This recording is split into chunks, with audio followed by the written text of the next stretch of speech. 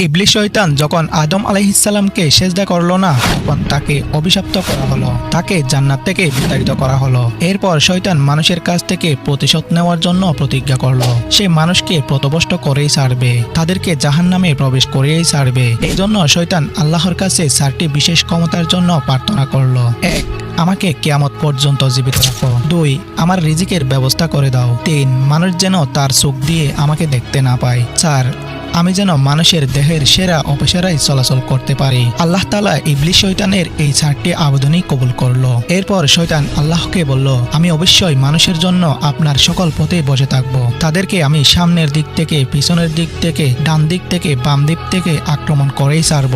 শয়তানের এই কথা শুনে ফেরেশতারা বলল, হে আমাদের রব, তাহলে মানুষ কিভাবে রক্ষা পাবে? আল্লাহ বললেন, উপরে ও নিচে 2টি পথ খোলা রয়েছে। মানুষ যখনই 2 হাত উপরে উঠাবে বা নিচের দিকে মাটিতে কপাল দেবে, তখনই তারা শয়তানের হাত থেকে রক্ষা পাবে।